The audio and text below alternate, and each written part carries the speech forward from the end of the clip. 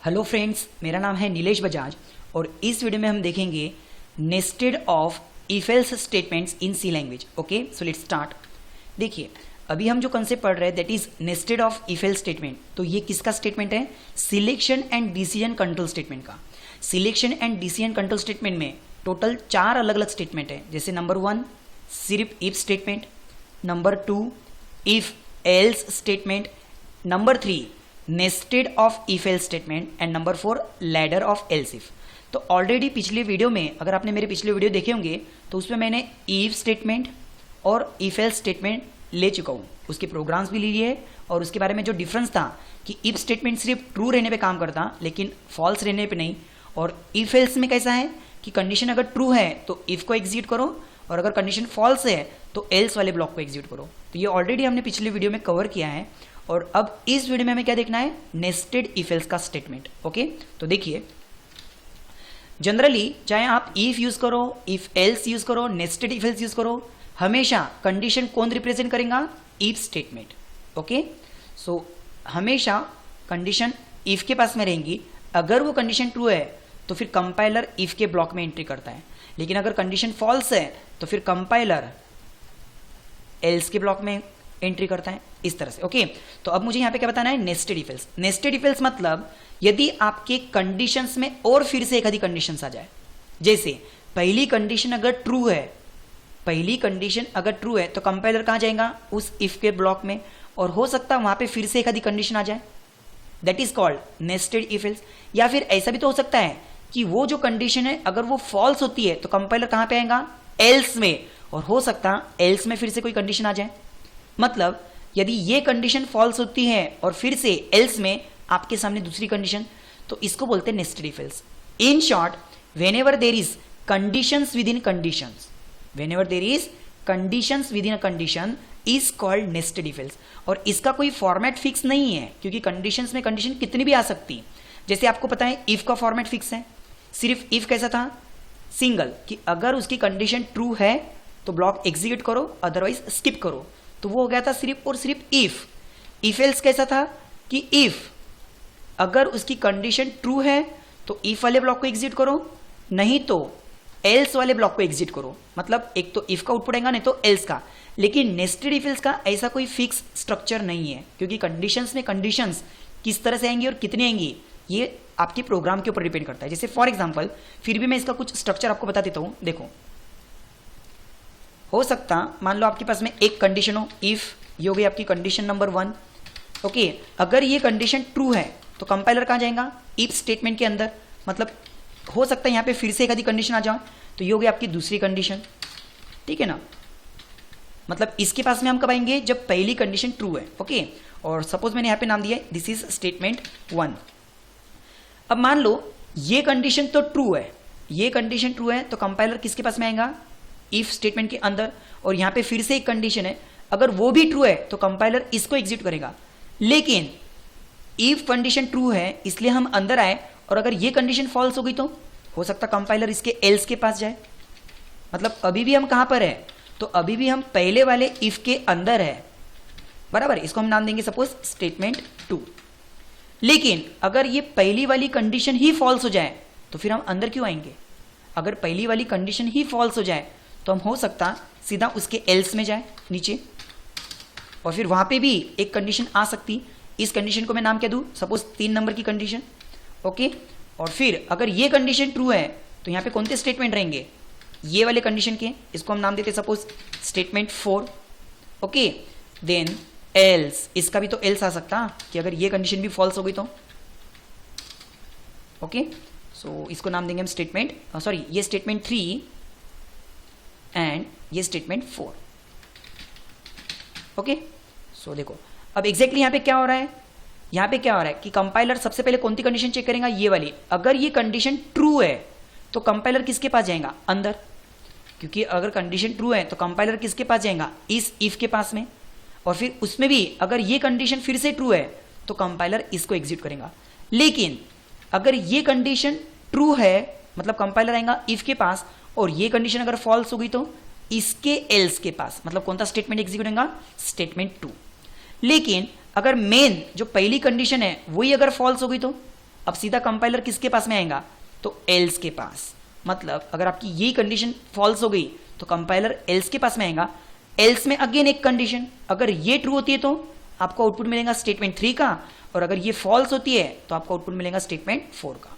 Okay, तो देखो जैसे फॉर एग्जांपल हम यहाँ पे कब आएंगे, हम ये वाले स्टेटमेंट पे कब आएंगे, या फिर ये स्टेटमेंट कब एग्जीक्यूट होगा, जब ये कंडीशन फॉल्स होगी तो हम आएंगे सीधा एल्स में, और ये कंडीशन जब ट्रू होगी तो हम आएंगे इस पे।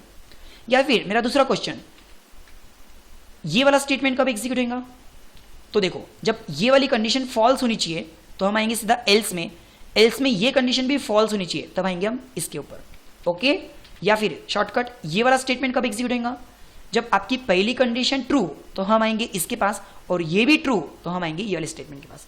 तो कहने का मतलब नेस्टेड इफ एल्स किसको बोलेंगे, नेस्टेड इफ एल्स किसको बोलेंगे, कंडीशंस के अंदर फिर से कंडीशन, या फिर एल्स के अंदर फिर से कंडीशन। ओके, तो ये है स्टैंडर्ड स्ट्रक्चर, लेकिन और भी अलग अलग प्रकार नेस्टेड इफ एल्स के आ सकते हैं। जैसे कि देखो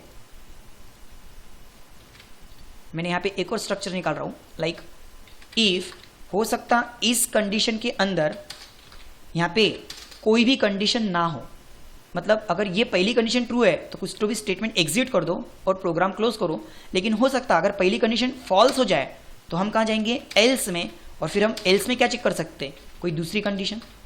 एल्स में क्या चेक कर सकते हैं, कोई दूसरी कंडीशन।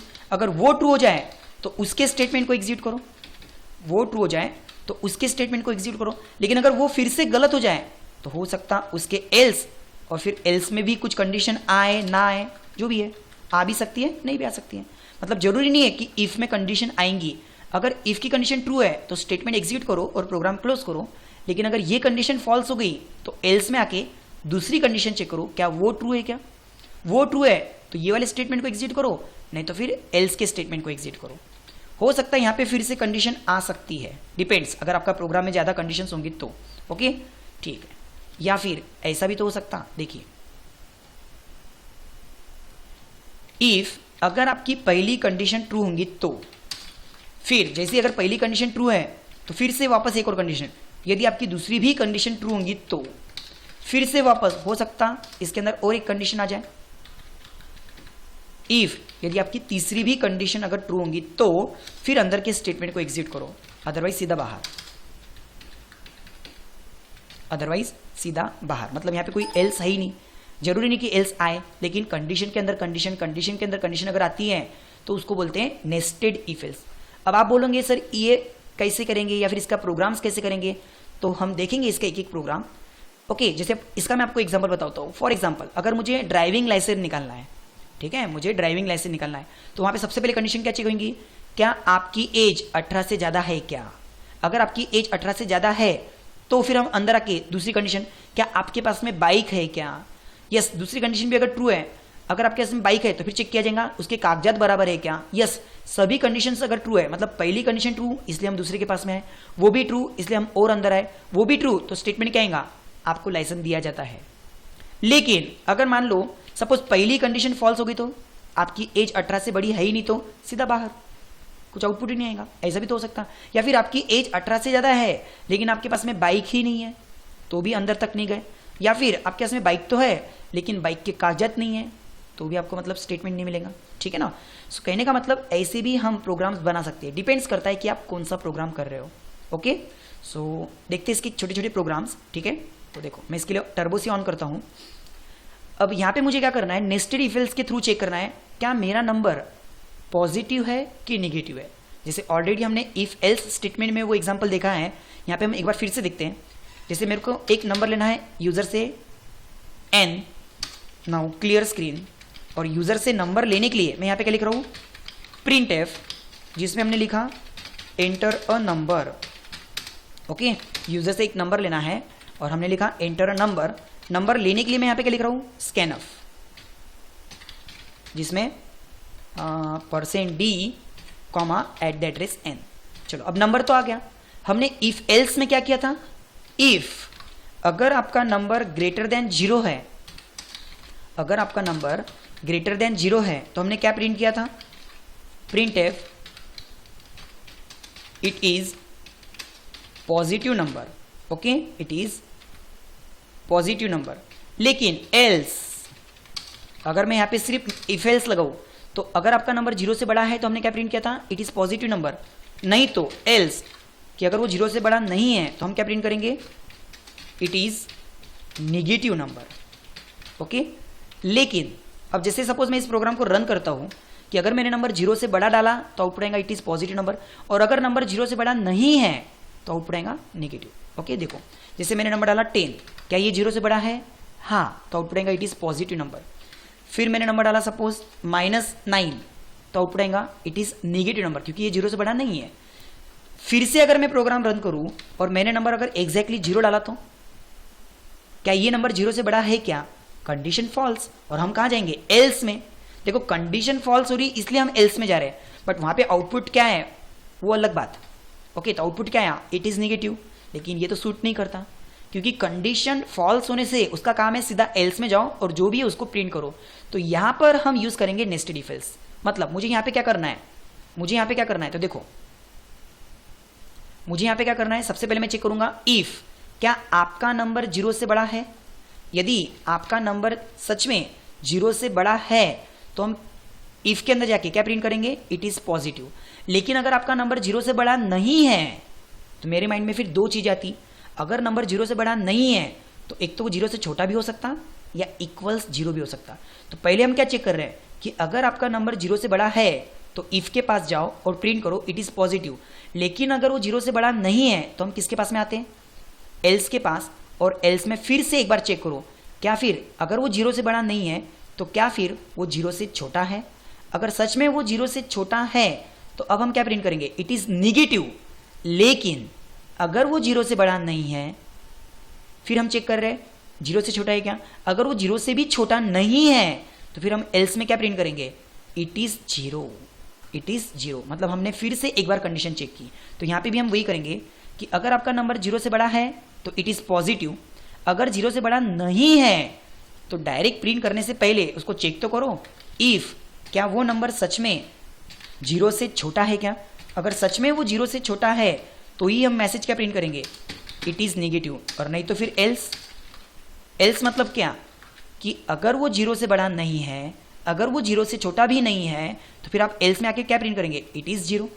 देखिए print f it is 0। Okay, so देखो मैं फिर से रन करता हूं इस प्रोग्राम को, ध्यान दीजिए अच्छे से। मैंने यहाँ पे नंबर डाला सपोज 10, क्या ये 0 से बड़ा है क्या, हाँ, तो ये ऊपर ही रुकेगा। क्या ये 0 से बड़ा है, हाँ, ऊपर ही रुकेगा, दैट इज पॉजिटिव। फिर से मैंने रन किया, मैंने नंबर डाला सपोज -10, क्या ये 0 से बड़ा है, नहीं, एल्स में आएगा, फिर से चेक करेगा, क्या ये 0 से छोटा है, हाँ, वहीं पे रुक जाएगा, दैट इज नेगेटिव। लेकिन अगर मैं रन करता हूं और नंबर डालता हूं 0, क्या ये 0 से बड़ा है, नहीं, नीचे एल्स में आओ, क्या ये 0 से छोटा है, नहीं, उसके भी एल्स में आओ, it is 0। Okay, so I hope आपको ये कंसेप्ट समझ में आया होगा, that is nested if else. अगर मैं कंडीशंस के अंदर कंडीशन यूज करता हूं then it is called nested if else. Okay, इसके आगे की वीडियो में हम और भी कुछ प्रोग्राम्स देखेंगे नेस्टेड इफ एल्स के। फिलहाल ये प्रोग्राम ने देखा सिर्फ और सिर्फ कि आपका नंबर पॉजिटिव है, नेगेटिव है या फिर एग्जैक्टली 0 है। Okay, thank you.